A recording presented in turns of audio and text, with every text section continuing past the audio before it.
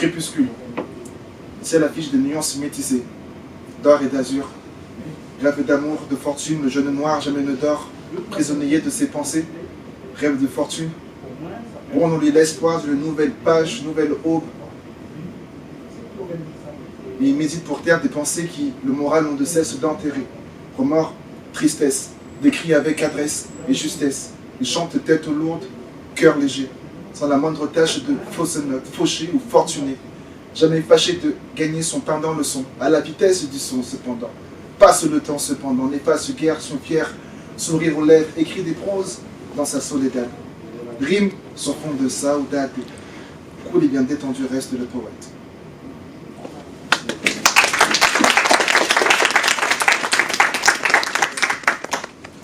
Donc, là, il y avait autant de métaphores que d'allitération, que de petites figures. Mais le but, c'était vraiment de projeter soit la perspective d'un jeune noir qui jamais ne dort et qui ne dort pas jusqu'au crépuscule, enfin non, bref, crépuscule c'est le soir, vous voyez l'idée, soit écrire sur la perspective de quelqu'un qui ne peut se passer de vivre dans le son et qui a écrit pour taire toutes ses pensées. À qui le tour? Est-il des volontaires? Sinon je désigne. Ok. Oui, bien sûr.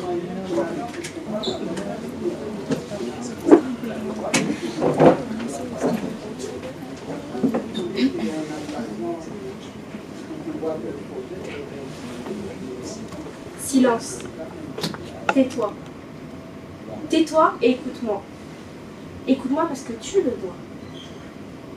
Écoute-moi parce que ma voix est légitime, mais pas la tienne. Écoute-moi parce que ce que tu as à me dire me tue. Oui, ton avis, ta vision, ta perception m'irrite avant d'avoir émis le moindre son. Tais-toi et écoute-moi parce que tu sais qu'à la moindre phrase de ta part, c'est tout mon univers à moi que tu chamboulera. Et puis tu n'es qu'une fillette, une gamine, tu ne sais pas de quoi tu parles. Quoi? Les mots te blessent? Enfin, c'est ridicule, comment pourrait-il te blesser lorsque je n'exprime que le fond de ma pensée? Tu surréagis, tu es beaucoup trop émotive. Tu en fais trop, et ce sera le dernier mot. Trop. Tu en fais trop, et effectivement, ça a été le dernier mot. Après cette guerre sanguinaire entre des je bien affirmés et des tu condamnés, dans sa petite tête de fillette, ce sont ces paroles qu'elle décidera de suivre à la lettre.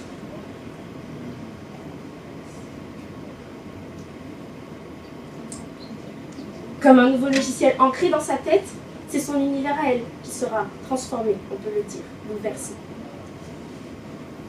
Destinée à croire que ses réactions sont de trop, elle fait le serment de ne plus dire un mot. Destinée à associer émotion avec non-acceptation, elle fait le choix de les refouler pour ne pas être rejetée. Mais au-delà de ses émotions, c'est finalement une partie de sa personnalité qui restera cachée, effacée. Alors elle grandit, elle mûrit, elle fait face au challenge de la vie. Elle oublie même ce serment qu'elle avait prêté il y a bien longtemps, et inconsciemment.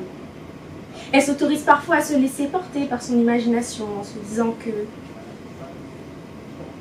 elle pourrait voir la suite des événements si elle n'avait ne laissé qu'échapper un peu ce silence.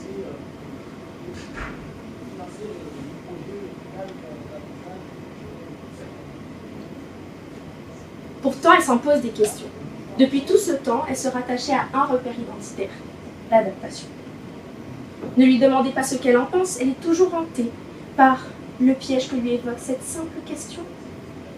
Parce que non, il ne faut surtout pas qu'elle s'identifie à ses émotions, à ce qu'elle ressent dans le fond, à sa naturelle perception. Son logiciel a été formel, cela la conduirait à une querelle mortelle. Pourtant, elle ressent bien une résistance. Elle finit par comprendre que celui-ci est vide de sens, même si elle essaie de s'en convaincre par de multiples justifications. Elle finit par comprendre qu'en gardant le silence, elle a renoncé à se présenter au monde. En gardant le silence, c'est la voix des autres qui continuera à porter sur son existence. En gardant le silence, c'est son identité qui reste... J'ai créé du coup un magazine en ligne qui s'appelle Sounds So Beautiful. mais qui a pour but de présenter des artistes émergents au grand public. Et la musique que j'aime beaucoup, c'est la musique hip-hop, R&B, soul, gospel, jazz, musique noire en général, la musique noire américaine aussi, pas mal. Et du coup, l'idée, c'est d'organiser des concerts, c'est faire des podcasts, écrire des articles, etc. Et être au contact de tous ces artistes, moi-même, ça a pu stimuler ma créativité. Et du coup, j'ai pu développer mon aspect artistique, mon aspect autour de l'écriture. Ça m'a inspiré plein de poèmes, plein d'albums à décortiquer, comprendre le storytelling, comprendre la date de chaque artiste. Ça a pu m'inspirer plein de poèmes que j'ai compilés plus tard dans un recueil. Donc, je suis aussi auteur à côté d'être journaliste. Et ce recueil, je l'ai adapté en musique avec une équipe de musiciens que j'ai. Bonjour, je suppose qu'il est... Une équipe de musiciens que j'ai rencontrée grâce à Aspedia, du coup, c'est un studio de sucre. Et le recueil et l'album s'appellent tous Poetic Yours et c'est une collection de poèmes en anglais et en français que je partage. Donc, voilà à peu près. Et ça fait maintenant, depuis que je fais tout ça, 2-3 ans que j'anime des ateliers d'écriture un peu partout à Lyon. Et content du coup de pouvoir partager cette passion-là. Donc voilà un petit peu pour moi. Mais dites-moi plus sur vous. On va faire un petit tour de table. Savoir un peu vous, ce qui vous amène à Eloquentia, ce qui vous amène dans cette masterclass que vous aimeriez découvrir, et puis avoir un peu votre rapport à l'écriture aussi. On va tous participer au fur et à mesure pendant ces petites heures. Okay. On va commencer, je pense, comme ça, et puis on va aller jusqu'à ça. Du coup. Moi je m'appelle Émilie. Et Eloquentia, j'ai connu via le film. J'ai participé l'année dernière au concours. Et qu'est-ce qui m'amène à la masterclass? J'avais envie de découvrir le slam et la poésie parce que je ne connais pas du tout. Ok, super. Merci. Bonjour à toutes et à tous. Alors moi c'est la première fois que je viens ici.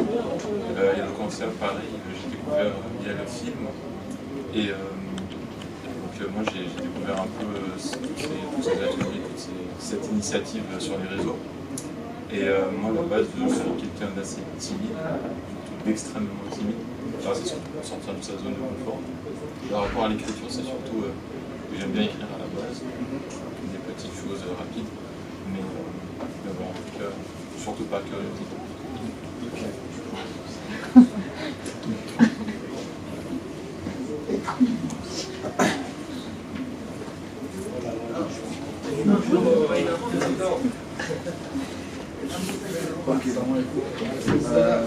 Salam alaikum. Je bien regarder un petit peu les choses secrètes pour toi d'habitude. Et quand tu dis des choses rapides que tu écris, c'est-à-dire qu'est-ce que tu écris exactement? Plus des histoires, des politiques. Ok, super. Je m'appelle Mathieu. Qu'est-ce que je peux dire? J'ai découvert aussi le Conseil Paris par le film, aussi ça m'intéressait de voir après la pédagogie derrière toutes les actions d'éloquence. D'accord. De base, j'ai plutôt une formation théâtrale. À quoi ça se fait? Parce que j'aime bien jouer des persos et tout comme ça. Yes. Et j'aime bien écrire des poèmes. C'est juste que la raison aussi de ma venue, c'est parce que je sais qu'au niveau du rythme, j'ai du mal. J'aime bien. Et je pense que c'est de pouvoir aussi de poésie. C'est bien le. Carrément. Le rythme. Ok. Qu'est-ce que tu aimerais découvrir en particulier dans cette masterclass? La gestion des mots, ou comment tu utilises les mots, comment tu arrives justement à mettre les bons, les blancs au bon moment, à accélérer au bon moment, et aussi comment si on construit un texte, si par exemple il faut qu'il y ait une montée en crescendo au milieu, les centres, comment la construction Les faire vivre quoi. Ouais, c'est ça. Super. Top. Moi je m'appelle Alicia et du coup j'ai découvert le cancer l'année dernière parce que j'étais sur Rennes, j'ai présidé l'assaut. C'était super cool. Et comme j'en ai des bonnes expériences, je voulais aller à Lyon, mais du coup j'ai participé au cours. Moi tout ce qui est slam, poésie, j'adore. C'est vrai. Ouais, j'aime bien. Du coup j'aimerais pareil, on apprendre plus sur tout ce qui est construction de texte, rythme, etc. Quand tu dis j'aime bien, tu aimes bien genre regarder des performances sur YouTube ou tu participais, quand tu participais au concert, tu faisais des concours d'éloquence ou tu slamais aussi? Qu'est-ce que tu faisais? Non, l'année dernière, moi j'étais à la place de Camille en fait. D'accord, ok. Du coup, j'étais plutôt sur la gestion de l'association. Ok. Et du coup, ça me tenait à cœur de participer vraiment cette année parce que j'aime bien écrire. D'accord, ok. Voilà. Parfait. Bonjour à tous, moi je m'appelle Sarah Kelly. J'ai découvert l'éloquentia sur les réseaux et par des connaissances. Et puis j'écris un peu parfois, des petits textes perso que j'ai jamais exprimés. D'accord. Et ce qui m'intéresse, c'est vraiment de sortir de ma zone de confort parce que je suis plutôt introvertie. Ouais, ok. Je vois. Voilà. Et t'écris bien, je me rappelle des ateliers, il y a des choses à exprimer. Oui. Bonjour à toutes et à tous, donc pour ceux qui ne me connaissent pas, je m'appelle Ismaël.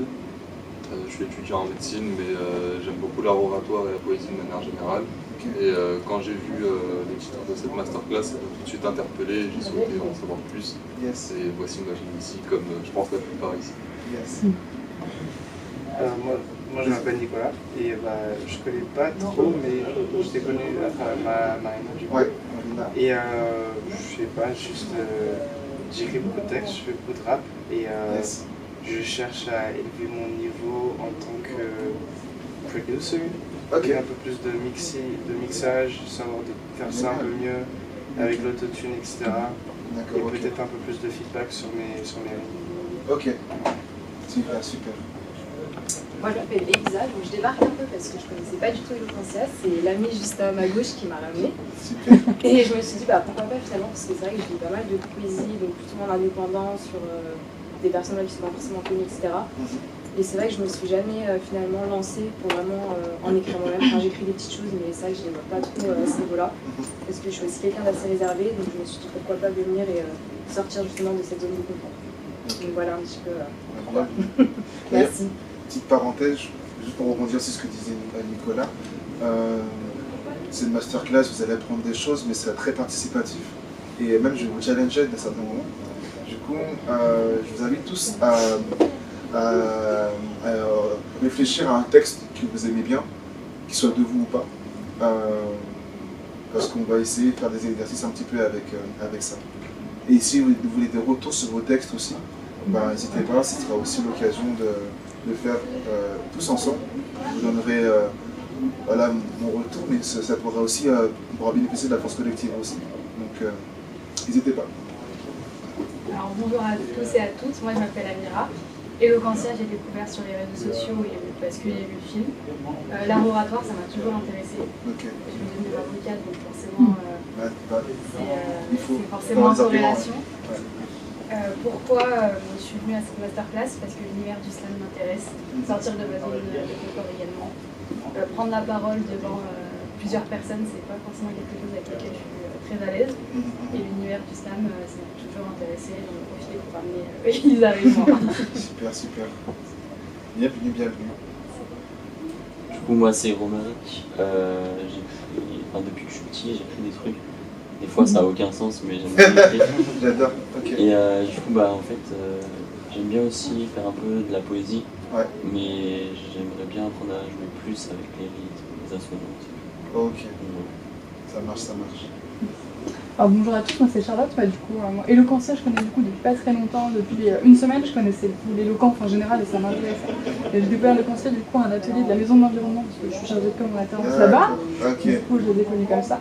Et j'ai regardé un peu les ateliers et je me suis dit, mais en fait, ça m'intéresse vachement. Parce qu'en fait, je suis en études de communication, du coup, j'ai toujours aimé un peu les mots, un peu écrire. Et j'ai lancé récemment un compte Instagram qui se suit récemment, qui s'appelle I48AL, assez anonyme. Où je publie depuis peu des poèmes que j'écris, parce que je me suis dit que c'était un peu un challenge pour me motiver à écrire un peu plus et me dire en fait, vas-y, essaye de partager 2-3 trucs. Et au moins ça me met une espèce de petite pression intérieure pour me dire prends du temps pour écrire, ne laisse pas ça de côté. Et je viens ici par curiosité, parce qu'il y a plein de choses intéressantes. Génial. Voilà, donc hâte de voir tout ça. Qu'est-ce que tu essaies d'exprimer ou capturer avec tes poèmes? J'essaye vraiment de creuser les émotions, c'est-à-dire voilà, je vais partir d'une émotion que je ressens ou que je vais capter par un moment, par je sais pas, un moment que je vais voir dans la rue ou je ne sais pas, et je vais essayer vraiment de creuser jusqu'au bout qu'est-ce que je ressens, qu'est-ce que je peux mettre comme mot. Et j'ai un peu ce travail de détachement des émotions, justement, je vais peut-être écrire des choses qui ne me correspondent pas sur le moment, mais où je peux me projeter dedans si je me mets vraiment dans la place de la personne. C'est un exercice comme ça, de voilà. Je creuse. C'est le but, c'est le but, c'est le but. Salut, moi c'est SP, donc SP pour Espérance, avant que vous me posiez la question, parce que tout le monde pose la question. Donc du coup, moi je connais plus SSV, en partie parce que de toute façon, c'est moi qui suis mon copain, et au passage. Mais aussi parce que déjà, ça aide pas mal. Ouais. Mais oui, du coup j'ai connu Eloquentia, pour ma part, lui il le connaissait avant, mais moi je l'ai connu à un événement où on a animé tous les deux. Du coup, parce que je chante, donc du coup il a rappé, j'ai chanté. Tout le monde. Je fais de la musique aussi depuis que je suis toute petite, donc j'écris aussi beaucoup de textes depuis que je suis petite. Et ça a été vachement un canal pour moi pour sortir de ma timidité, parce que je suis quelqu'un de très timide, introverti dans les endroits où je suis pas à l'aise, et je peux être justement très extrovertie au travers de ce qui me passionne, que ce soit la musique ou le sport en règle générale. Et voilà, tout ce qui est masterclass ou en règle générale, j'aime bien avoir les retours des autres, pas forcément sur des problèmes que j'ai, mais en voyant les solutions que certaines personnes trouvent à leur blocage, ben moi ça peut m'aider à m'améliorer, à avoir des visions que j'ai pas forcément. Donc voilà, juste chercher à m'améliorer en règle générale sur la façon dont j'écris, sur la façon dont ça va toucher les autres, parce que je pense que quand on fait un travail, c'est aussi pour nous, mais aussi il y a un retour qu'on veut, faire du bien aux autres à travers des mots, de la même façon que nous, ça nous touche. Voilà. Voilà. Yes. Merci, merci. Bonjour, alors moi c'est Salma et j'ai connu Eloquentia cette année, mais du coup je suis commencé à venir aux ateliers seulement à partir du mois de janvier environ. Et j'ai commencé à écrire avec la poésie, donc voilà, ça fait vraiment longtemps que j'écris de la poésie et si je suis là aujourd'hui c'est parce que j'écris un peu de la poésie comme ça. Mais... Et le bleu peut indiquer justement ce côté de renouveau, recommencer quelque chose dans un état un peu plus vrai pour soi-même, plus pur, et le côté orange, éclater vraiment, laisser rayonner tout son dynamisme et tout son talent. Et là c'est vraiment du coup le Phoenix, elle était flamboyant, la chose. Il y avait une vraie renaissance pour elle parce que avant de sortir du coup ce projet, elle était à ça d'abandonner ses projets dans la musique. Du coup il y avait un petit peu ce côté renaissance. Et c'est une chose très subtile. Même J. Cole l'utilise pour son album Off Season. We Know. Pour mon cinquième du top 5, j'ai beaucoup hésité entre plein de figures. J'ai hésité avec la comparaison qui est très simple mais qui est très efficace. Par exemple, j'écris un texte où je voulais montrer à quel point que je me sens un petit peu parfois dans le divertissement usé. Autant je sais que je peux être bon dans le divertissement, autant parfois je peux me lasser du divertissement et me sentir usé.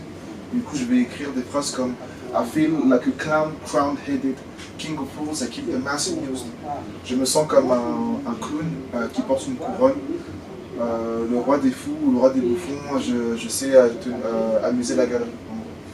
Et la comparaison, c'est quelque chose qui est très simple, mais ça donne tout de suite l'image que l'on veut porter. J'ai hésité avec la métaphore ensuite, ou la personnification aussi. C'est de donner une humanité à un objet ou à quelque chose qui n'est pas humain. Par exemple, Jay-Z a un son qui s'appelle Dear Summer et il s'adresse à l'été comme s'il parlait à une ex en soi. Et ça m'inspire même un poème que j'ai intitulé Dear Winter. Et pareil, je dialogue avec Winter comme si c'était une personne que j'ai connue dans le passé. Et du coup, je me suis arrêté sur une figure en particulier, vous allez me dire si vous reconnaissez.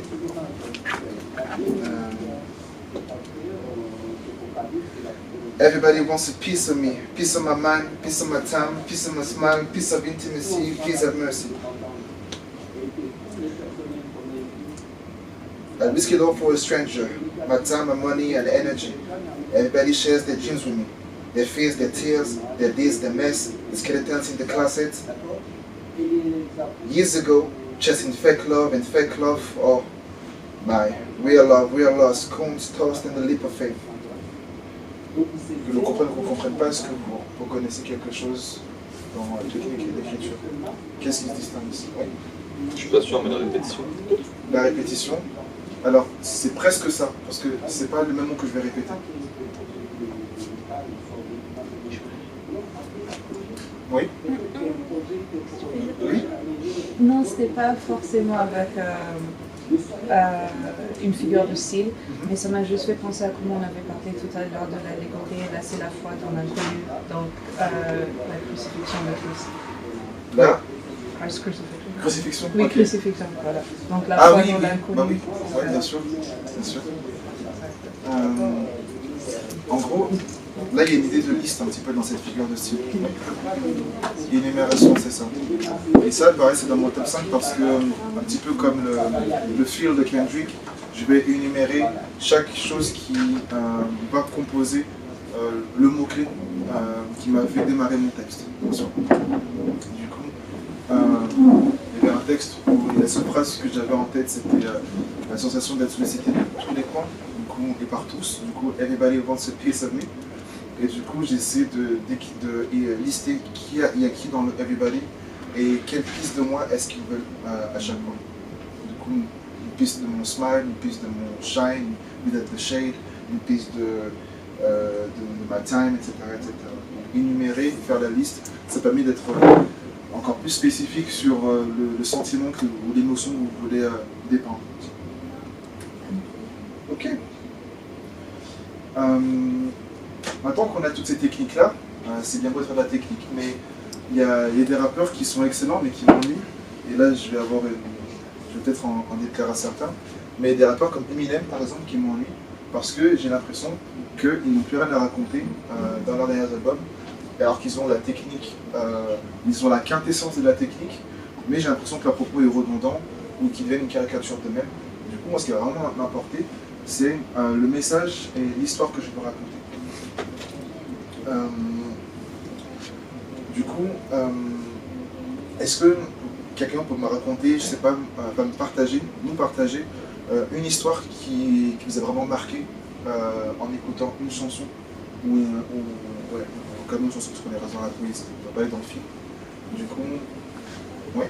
Almésie de Damso. D'accord, alors celle-là je ne l'ai pas écoutée. Je sais pas si écouter Damso. Est-ce que tu peux me raconter un peu l'histoire? Bah, pour faire simple, en fait, Damso, il raconte en fait son histoire à lui, donc avec une femme qu'il rencontre, une femme qui lui plaît, les deux se plaisent, okay. Donc les deux se fréquentent, okay. Mais Damso joue. Damso joue et crée une sorte d'illusion sentimentale avec cette femme qui tombe amoureuse de lui, alors que...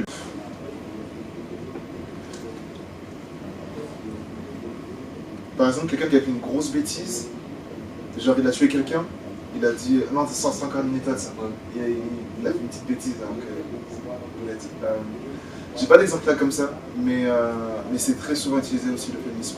Enfin, c'est plus dans. Une personne, par exemple, on va dire elle est plus avec nous, j'avais dit elle est morte. On dirait, oui, par exemple, voilà, elle est partie, ou elle s'en est allée, etc., pour un monde meilleur. Voilà. Mais ça, par exemple, ça peut être. Moi, je vais présenter mon top 5 de figures de style. Je vais vous lire un texte, vous allez me dire si vous reconnaissez la figure, et vous allez me dire si vous reconnaissez l'artiste aussi. Ok? Ceux qui ont eu, avec des haches, seuls dans ma hutte, les yeux dans mon avenue, je pense à tous ceux qui ont eu, la roue tourne plus, il y a sûrement un U. Ouais. C'est une assonance. Ah, okay. C'est la figure de style. C'est ça, ouais. Tu l'as reconnu à quoi? Sinon, tu répètes du coup la voyelle. Est-ce que ce texte vous dit quelque chose que vous avez déjà entendu? Non, personne. Alors, du même auteur, je vais prendre un autre texte. Vous prenez mes pensées pour cible. La première fois que je vous vois, car vous pouvez être 1000 personnes possibles. Une allitération? Une allitération. Non, alors, il y a des allitérations, mais là, on reste toujours sur l'assonance. Oui? Ah non, mais je trouve pas qui c'est, mais ça me gêne vraiment quelque chose. Ça dit quelque chose? Ouais, vraiment. C'est combien c'était Necfeu? Oui, moi aussi j'aurais dit. Ah ok, bah, c'était Necfeu. La première c'était Necfeu Plume. Je trouvais assez fort le sens qu'il accorde à la lettre U. Parce qu'en effet, l'assonance c'est pour répéter une voyelle, mais c'est aussi pour suggérer une émotion ou un sentiment ou un sens. Et là, il y a le sens un petit peu du ridicule ou de la confusion avec le U. Du coup, il y a un truc qui tourne plus, il y a sûrement un U. Ce genre de voyelle faible qui du coup porte à tout ce qui est diminué, etc. C'est intéressant de tourner un petit peu comme ça. Et là, quand il prend le texte, le deuxième texte, c'est Récit de l'amour de Necfeu. Donc quand il dit « La première fois que je vous vois car vous pouvez être la meilleure personne possible », c'est intéressant, il utilise les lettres O et I et O et U. Il ne sait pas s'il doit vous voyer ou tutoyer la personne, du coup il prend les deux. Et il fusionne, on va dire, du coup ces deux-là jusqu'à ce qu'il décide à ou tutoyer ou etc. Ben, il y a vraiment, il va jouer avec les voyelles et marquer son hésitation ou marquer son étonnement sur ce qu'il observe dans la manière avec laquelle il utilise les voyelles. Et ça, c'est une belle manière d'utiliser l'assonance. Je vous l'ai fait en anglais, un rappeur. Est-ce que vous connaissez Chance the Rapper? Ouais, tu connais? Chance the Rapper, il y a une chanson qui s'appelle Good Ass Intro. Non, il a une autre chanson ça a été très bien. Il y a une chanson qui s'appelle Cocoa Butter Kisses. Donc c'est une chanson qui prend vraiment sur la nostalgie de l'odeur du parfum de sa mère quand il lui fait des bisous. Et dans ce texte, il y a beaucoup d'assonances et il a un ton assez sarcastique, assez drôle, et du coup il utilise une lettre en particulier qui suggère un côté un petit peu humoristique. Ça fait Ifasi peneheni ma beli just maybe auri. Qu'on comprenne pas le côté I, ça fait un petit peu, ça titille un petit peu le sourire et la phrase en elle-même est assez drôle. Il dit si je prends une bouchée de plus de whisky, je vais commencer à avoir un peu trop de dédain. Donc c'est assez marrant comment est-ce qu'il le ressort comme ça. Ça c'est du coup premier de mon top 5. Pourquoi est-ce que c'est mon premier des top 5? Parce que c'est avec ça que je vais essayer de chercher mes rimes. Des rimes à la fin de mes vers ou des rimes à l'intérieur de mes vers. Et vraiment jouer sur la répétition du coup des voyelles pour avoir cette mélodie du coup de mes mots. Donc c'est quelque chose que j'utilise beaucoup dans mes poèmes, que j'utilise beaucoup dans mes raps aussi. Il y a des poèmes que parfois j'essaie de raconter des histoires dans mes poèmes en général, mais parfois j'ai pas forcément d'idée d'histoire et j'ai juste envie de jouer avec la sonorité des mots. Du coup je vais jouer avec le son OU par exemple, ou des sons qui sont très mélodieux. Et il y a un poème que j'avais écrit comme ça où je jouais beaucoup sur le son OU. Ça faisait Baby Blue, Baby Blue, Baby Bloom, Baby Poo, Baby Poo.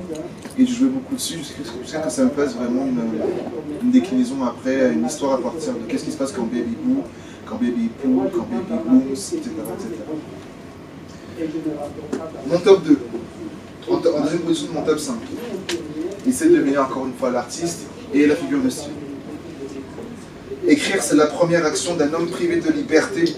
J'ai pour preuve les noms des prisonniers gravés sur les murs des geôles. Et c'est pur comme l'amour des jeunes. Le murmure des gens s'amplifie, on vit à peine, on meurt déjà. C'est qui? Kerry James. Kerry James? Déjà, la figure de style, ce serait des antiphrases ou des oxymores. Parce qu'on a jeune, vieilli, prison, liberté.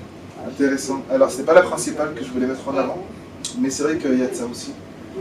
Il oppose. Il y a une opposition déjà dans tout le texte en fait, on verra toujours quelque chose opposé à autre chose déjà, qui va représenter, qui va avoir une forte représentation. Exemple, Seigneur des Anneaux, l'anneau ça va être la représentation de la corruption ou la représentation de la corruption, de la séduction, etc. Il y a un rappeur français qui s'appelle Jawel Hussein. Il a sorti un clip qui s'appelle Eleanor. Et tout son texte et tout le clip tourne autour d'un objet qui s'appelle, enfin d'un objet de convoitise qui est la Mustang, la voiture. Et la Mustang est une représentation de toutes les convoitises que l'on peut avoir, la ligne d'arrivée, le succès, ça va représenter quelque chose. Et encore un autre exemple, je reprends encore Kendrick Lamar, son album To Pimp a Butterfly, par exemple, le Butterfly ou The Caterpillar, ce sera la représentation d'un concept ou de quelque chose comme, par exemple, je sais pas, la colombe et l'allégorie de la paix, ou la faux et l'allégorie de la mort, par exemple. Et du coup, je trouve ça assez fort de réussir à prendre un objet pour symboliser toute une philosophie ou toute une image, tout un concept complètement humaniste. L'exemple du Caterpillar, je ne sais pas si tout le monde parle en anglais, du coup je vais la traduire tout de suite. C'est la moralité ou le dénouement de l'album To Pimp a Butterfly de Kendrick Lamar, et il explique ce que veut dire pour lui la chenille, ce que veut dire pour lui le papillon. Parce que en traduisant To Pimp a Butterfly, on obtient exploiter un papillon. To pimp, c'est pas forcément genre comme Pimp My Ride, repimper ma voiture, mais c'est plus ce que fera le proxénète pour la prostituée en fait. C'est vraiment exploiter sa valeur en soi. Du coup, la chenille est un prisonnier des rues qui l'ont conçu. Son seul job est de manger et de consommer tout ce qu'il trouve. Autour de la chenille, dans le but de se protéger de son environnement, en consommant du coup son environnement, la chenille commence à remarquer qu'il est là pour survivre en soi.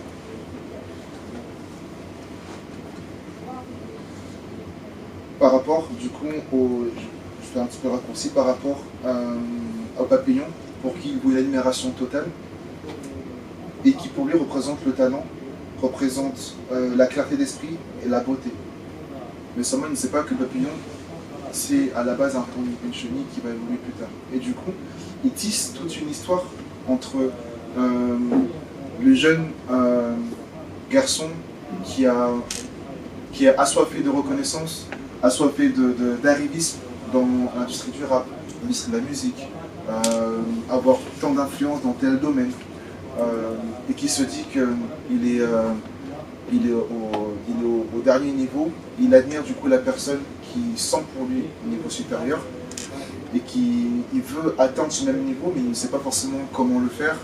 Et mettons qu'il arrive à atteindre ce niveau, il ne sait pas s'il pourrait le faire prospérer ou s'il le consommerait tout de suite pour le détruire. Donc du coup, il y a toute une réflexion autour de ça, entre le flingue, et il le résume avec du coup cette allégorie de la chenille ou du papillon. C'était clair ou pas ça comme explication? Est-ce que vous avez d'autres exemples d'allégorie? Ouais. L'allégorie de la caverne de Platon. Ah, tu peux nous la réexpliquer? Oui, bien sûr. Platon imagine une caverne dans laquelle on retrouve des hommes. Et parmi ces hommes, on a ceux qui désirent en sortir et ceux qui désirent y rester. Donc, ceux qui désirent y rester témoignent de l'ignorance, et ceux qui souhaitent y sortir témoignent de la clarté d'esprit et de l'éveil des consciences. Et donc, pour savoir justement si vraiment il y a quelque chose derrière, donc en sortant de cette caverne, il faudrait y sortir. Et pour cela, il faudrait à ce moment-là avoir une sorte d'éveil d'esprit, d'éveil de conscience pour justement savoir si bel et bien il y a de la lumière derrière, s'il y a bien des hommes derrière cette caverne, etc. J'ai découvert cette allégorie dans une vidéo de Mullet. Ouais, bien sûr. Dans le procès, tu l'as vu? Non, dans Jean Grédial. Non, c'était dans le procès. C'était dans le procès? Ouais. Oui, c'était dans le procès. À la fin, quand il lui dit ouais, la lumière, et à partir de là, il me semblait que c'était dans, mais oui. Il y a toujours Vous avez quoi d'autre comme exemple d'allégorie? Ça peut être tiré d'un film aussi ou d'un pièce de théâtre? Oui. Je dirais l'allégorie de la mort, ça va être la faux. Ouais, tout à fait. Ça clairement. Pourquoi la faux serait une bonne allégorie pour la mort? Parce qu'elle décapite, parce qu'elle tranche. Elle tranche le fil de la vie. Elle tranche le fil de la vie, c'est ça. Elle surprend aussi. Ça veut dire que c'est très rapide, quoi. En un coup, on a tout le blé qui est coupé. pense au phénix aussi, du coup. Le phénix, ouais. Ça me fait penser un petit peu à la chenille, sauf que du coup, c'est le phénix qui renaît de ses cendres. Ça peut être une allégorie de renouveau, de renaissance, tout simplement, dans quelque chose de plus puissant. C'est vrai que c'est quelque chose qui est très utilisé. Il y a, ça me fait penser, il y a une artiste lyonnaise, Thaïs Tona, qui de manière très subtile a pris un peu les codes du phénix par rapport à ses couleurs. Dans sa pochette d'EP, avant de sortir son album, il y a des teintes de bleu, une dominance de l'orange